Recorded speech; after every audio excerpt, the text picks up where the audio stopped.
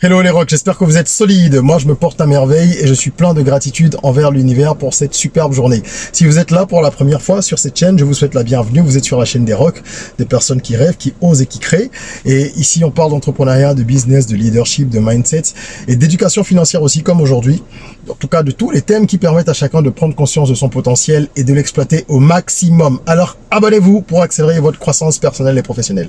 Aujourd'hui on va parler de certaines habitudes, des mauvaises habitudes qui sont courantes et qui nous empêchent d'avancer vers la liberté financière.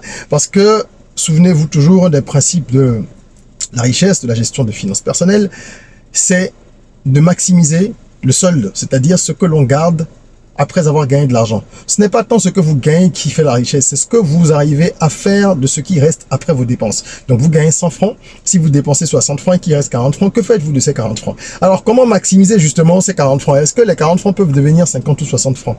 Oui, c'est possible. Tout dépend justement des habitudes que l'on a et de la rigueur qu'on s'impose. Et je voudrais attirer votre attention sur 20 mauvaises habitudes justement qu'il faut corriger. Aujourd'hui, nous allons parler de 10 mauvaises habitudes et dans la deuxième partie de la vidéo, qui viendra dans quelques jours, on parlera des 10 autres. Alors, première habitude qu'il faut essayer de réguler, c'est l'utilisation des transferts mobiles de façon anarchique. On sait qu'en Afrique, on utilise beaucoup plus de mobile money que de cartes de crédit ou tout autre méthode cashless.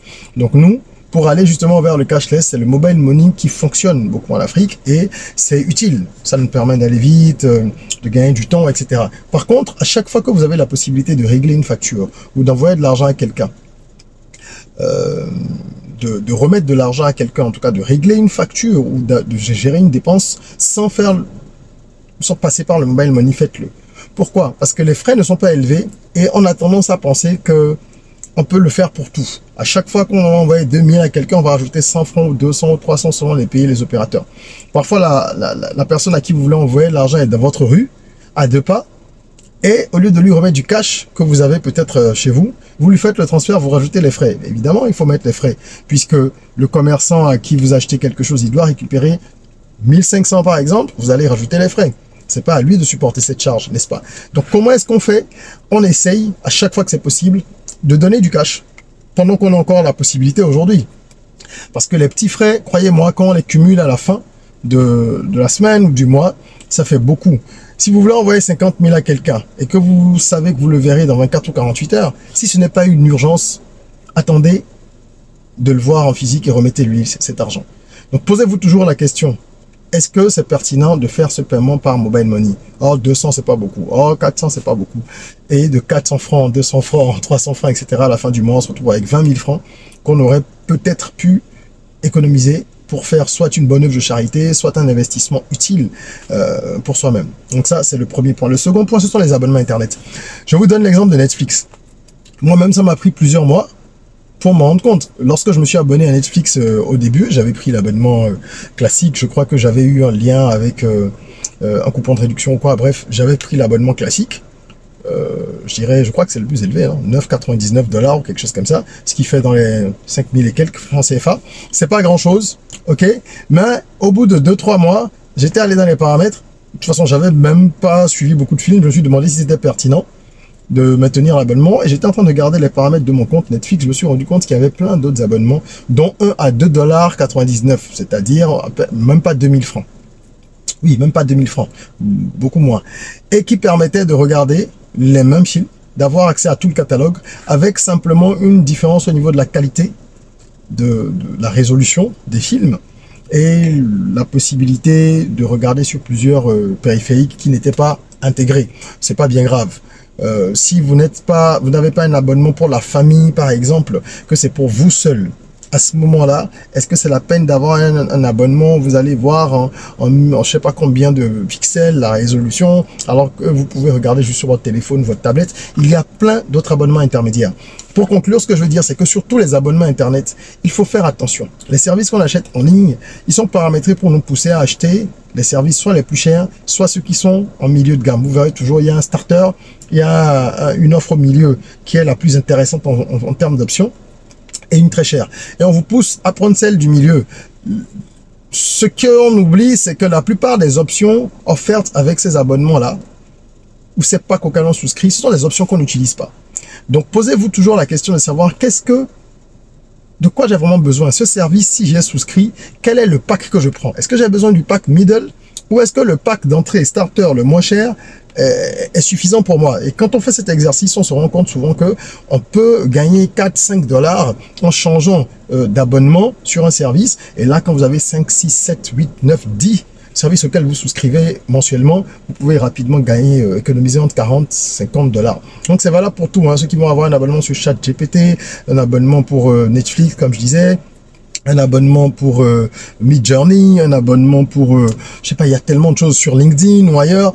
Regardez les abonnements qui correspondent à vos usages, au lieu de prendre des abonnements pour la forme et de payer pour des options que vous n'utilisez pas.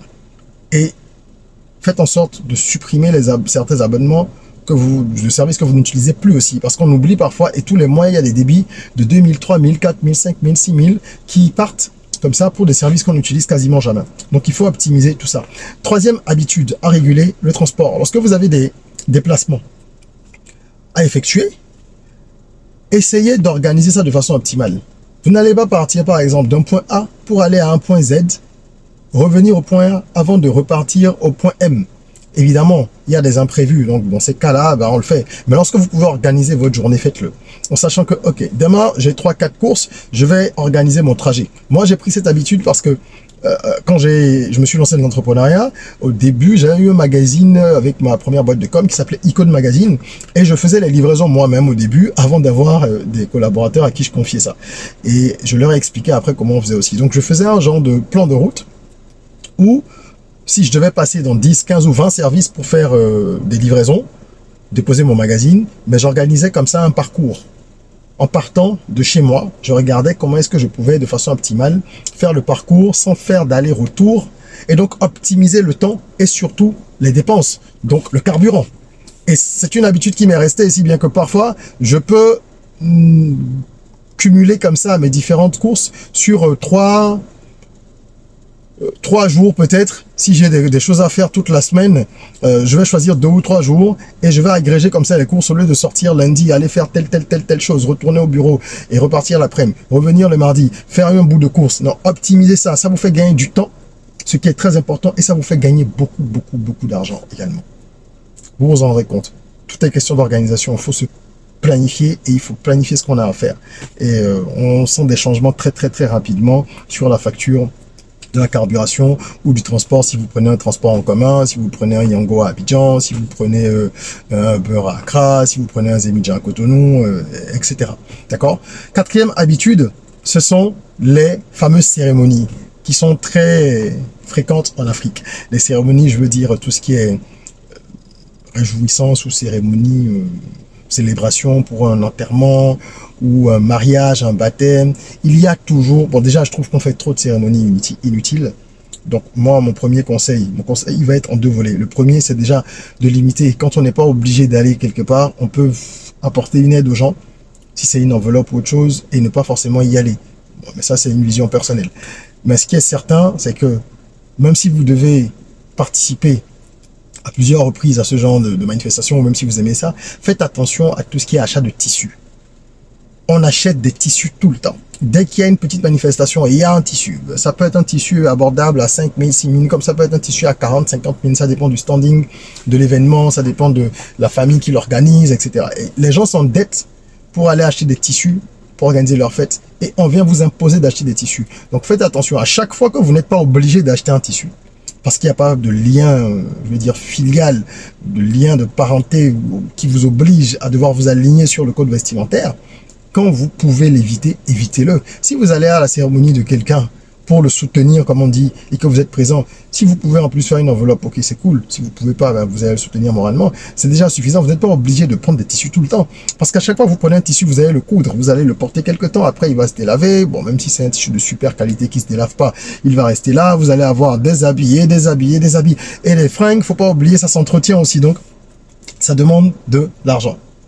Donc, essayez de tempérer ça. Vous verrez que vous allez faire beaucoup d'économies. Et ça surprend quand on se rend compte de combien on économise grâce à tout ça. Habitude numéro 5 à supprimer, les retraits avec les cartes de crédit. Alors, faut pas faire ça de façon intempestive. C'est comme pour le mobile money dont je parlais. Il faut faire des retraits lorsque c'est nécessaire. Et quand vous voulez faire des retraits dans les guichets automatiques, de banque là, Choisissez les guichets où vous avez le moins de frais. Oui, vous allez me dire que ben là, c'est peut-être un petit peu exagéré de traquer tout ça, mais non. Parce que parfois, lorsque vous allez au guichet de votre banque, ou d'une banque, ou un guichet, je veux dire, qui est affilié en tout cas, où vous avez 0 francs pour le retrait, ou alors un montant très faible, c'est beaucoup plus intéressant que lorsque vous allez à des guichets d'autres banques où vous allez payer 400, 500 francs, 1000 francs. Encore une fois, ça n'a l'air de rien. Mais si vous êtes en voyage, par exemple, dans un autre pays et que vous faites tous vos retraits avec une carte bancaire, vous n'allez pas retirer peut-être 200 000, 300 000, 500 000 en une fois. Donc, vous faites peut-être des retraits progressifs. À ce moment-là, il vaut mieux savoir où est-ce qu'il y a un guichet qui est, entre guillemets, affilié, je veux dire, à votre système de carte bancaire, où vous aurez donc des frais de retrait pas élevés. Parce qu'on perd beaucoup d'argent dans tout ce qui est petits frais comme ça. Et on ne s'en rend pas compte. Donc faites attention et essayez de prendre tout ça en considération. Habitude numéro 6, jouer à la loterie et aux jeux de hasard en général. Alors moi, je suis foncièrement contre cela. C'est mon point de vue. Je l'assume, je le défends, et je vous le déconseille. Je vous déconseille de le faire. Jouer à la loterie, déjà, c'est pas un mindset. C'est pas pour les gens qui ont un mindset de gagnant. Lorsqu'on est un rock, les personnes qui ont de vrais plans ne jouent pas à la loterie. Regardez combien de personnes ont gagné des millions d'euros, de dollars. Il y a plein de cas à chercher sur Internet. En France, au Canada, aux États-Unis, dans ces pays où on gagne des sommes folles. La plupart, plus de 80% des gens sont tombés en dépression après. Parce qu'ils n'étaient pas prêts à gérer de telles sommes. Et la plupart d'entre eux, j'ai pas le chiffre exact, mais je vous dis la plupart avec assurance, parce que j'ai suivi beaucoup de reportages là-dessus. La plupart de ces personnes-là, eh bien, au bout de quelques années, vous les retrouvez fauchées. Parce qu'elles n'ont pas appris à gérer l'argent. Et ça leur est tombé dessus. Donc, quand bien même vous seriez parmi les 0,00001% qui finissent par gagner à la loterie, si vous n'êtes pas préparé à gérer de l'argent et vous ne savez pas comment faire ça, si vous n'avez pas le mindset qu'il faut, vous allez tout perdre. Et ça, on parle même des exceptions de ceux qui gagneraient. Mais la grande majorité ne gagne pas. Vous cotisez pour ceux qui vont gagner. Ceux qui jouent à 1xBet et compagnie, moi, c'est bien, je sais qu'il y a des gens qui gagnent un peu d'argent là-dessus, tant mieux. Mais honnêtement, il y a plus de gens qui perdent de l'argent que de gens qui en gagnent. Donc, ça mérite qu'on en parle. Il faut arrêter avec ce genre de choses. Et se concentrer, au lieu d'être en train de mettre de l'argent dans des systèmes où on espère gagner miraculeusement beaucoup d'argent du jour au lendemain, il vaut mieux faire un peu attention. D'accord? C'est très important. Habitude numéro 6, les véhicules. Avoir plusieurs moyens de transport lorsque ce n'est pas nécessaire. Moi, je connais des gens qui ont plusieurs voitures alors qu'ils n'en utilisent vraiment qu'une, ou alors, bon, ils aiment bien changer tous les jours, je trouve pas ça optimal, ou alors ils ont une voiture, ils ont une moto, voilà. Si c'est justifié en fonction des usages que vous en faites, ok. Mais si c'est pas le cas, abstenez-vous de le faire, tout simplement parce que à chaque fois que vous avez un véhicule en plus, ce sont des frais d'entretien supplémentaires. Oui. Il faut entretenir une voiture. La vidange, c'est pas fréquent, mais toutes les autres pièces. À chaque fois qu'il y a une petite pièce qui se garde, surtout qu'on achète beaucoup de voitures d'occasion dans nos pays, on a des petites pannes tout le temps. Il faut acheter ceci, il faut acheter cela. Et si vous ne conduisez pas cette voiture ou cet autre moyen de transport, souvent, ben, il va s'enrayer un peu. Donc, il faut sortir avec, c'est l'exposer davantage à tous les risques, c'est également se rajouter une couche de dépenses supplémentaires, c'est avoir une assurance qu'on paye annuellement aussi pour un véhicule, peut-être un second véhicule qu'on n'utilise pas souvent, d'accord? Vous devrez faire la visite technique, la TVM, etc. Donc, est-ce que c'est optimal?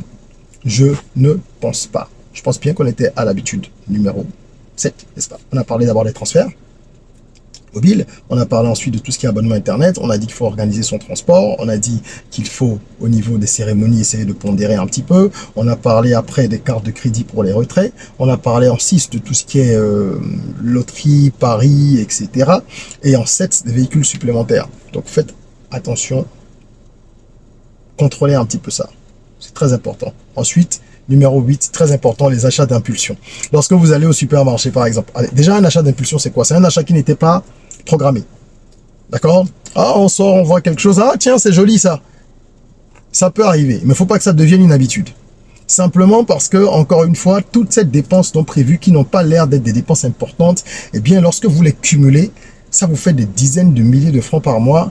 Et si vous cochez plusieurs des cases que je viens de présenter ou que je suis en train de présenter, ça vous fait parfois plusieurs centaines de milliers de francs pour certaines personnes. L'achat d'impulsion, C'est lorsque vous allez dans un supermarché, par exemple, et que vous n'avez pas une liste de courses. Ben là, vous allez forcément faire des achats d'impulsion. Parce qu'il faut comprendre que les supermarchés, en fait, les gens ont développé dans la grande distribution, par exemple, des techniques qui sont extrêmement sophistiquées pour vous amener à dépenser de l'argent. La façon dont les rayons déjà sont disposés, c'est pas anodin. Tout ce qui est promotion qu'on vous met en avant, vous n'avez pas besoin de quelque chose, vous voyez que c'est en promotion ou qu'il y a supposément 20%, 30% de réduction, ah, vous allez sauter dessus. Ou alors de acheter un offert. Moi-même, j'ai utilisé ces techniques longtemps dans des commerces que j'avais, des boutiques et autres. Donc, je vous dis ce qui est. Et dans la grande distribution, c'est exactement pareil, seulement que c'est encore amplifié.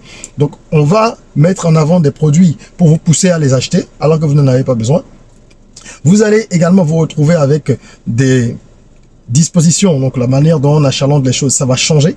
Au fur et à mesure, vous remarquez que dans les grands supermarchés, tous les 2-3 mois, ou en tout cas selon la périodicité de l'établissement, ils changent un petit peu la disposition pour vous amener à rechercher le produit que vous êtes venu prendre. Parce que si vous le trouvez au même endroit à chaque fois, ça ne vous fait pas balader dans l'établissement, dans l'enseigne. Donc on change la disposition assez souvent pour que vous passiez par d'autres circuits pour retrouver le produit que vous voulez. Et pendant ce temps-là, vous trouvez d'autres produits. En main de la musique, en rapport avec des pubs que vous avez regardé à la télé. Si vous regardez la télé, voilà, moi j'aime pas la télé, c'est une des raisons. Je sais comment la pub c'est puissant, puisque je suis un homme de marketing.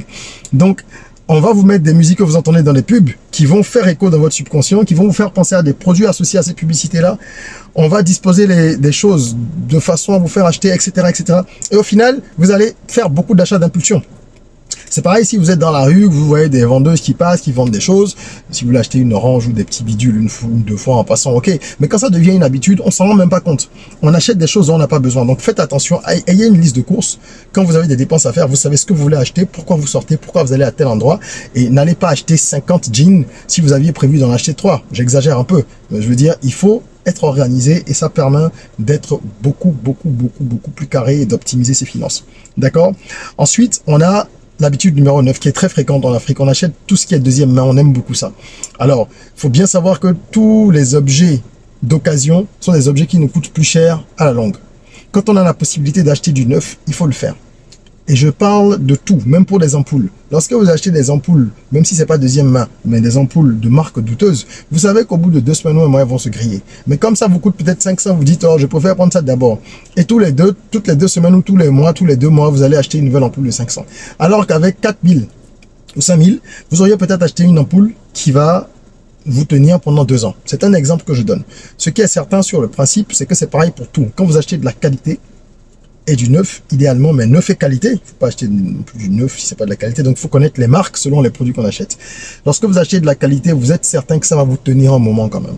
Et c'est mieux que d'avoir à acheter plusieurs fois un objet ou un produit qui est de qualité moyenne, qui peut endommager d'autres choses au niveau des installations si c'est de l'électricité, ou alors de manger n'importe quoi. Il vaut mieux dépenser un peu plus pour manger bien, entretenir son corps, même si ça coûte un peu plus cher, se priver sur d'autres plans et manger de bons légumes, manger de bons fruits si ça coûte plus cher, parce que là, vous alimentez aussi votre corps et votre corps va tenir plus longtemps. Donc, c'est valable aussi bien pour l'être humain que dans tout ce qui concerne les objets qu'on achète, etc. Et on va donc finir avec l'habitude numéro 10, tout ce qui concerne les restaurants et les fast-foods. La fréquentation des restaurants. Il faut sortir, se faire plaisir de temps en temps, mais quand ça devient une habitude, c'est dangereux. Manger dehors, même un maquis.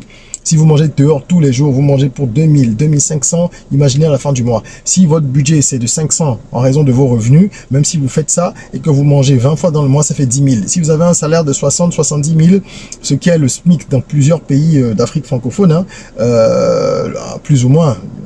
Quand je dis le SMIC, il y en a des pays où c'est moins, des pays où c'est un peu plus.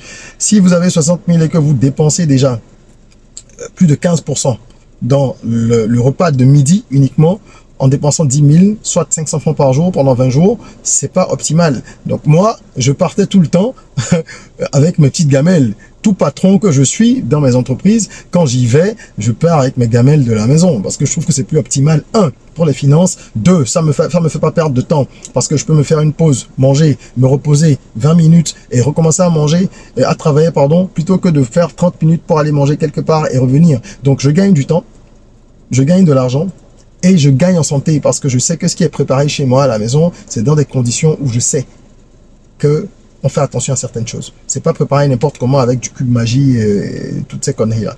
Donc, c'est très important de faire ça.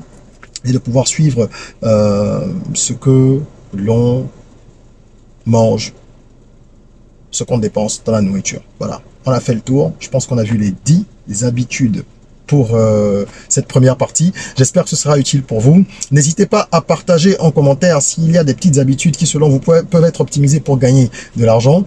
Et partagez cette vidéo, s'il vous plaît. Mettez un petit like. Partagez-la parce que ce sera utile pour bien des personnes. J'en suis convaincu. Et en attendant qu'on se retrouve pour une nouvelle vidéo, je vous invite à découvrir tous les liens que je laisse en description. Si vous avez besoin d'une séance de coaching, si vous voulez vous former sur notre plateforme de e-learning, si vous voulez acquérir mes bouquins, etc., etc. Et prenez soin de vous. N'oubliez pas de votre corps, mais aussi et surtout de votre mental, de votre esprit. Rêvons, osons, créons, soyons rock.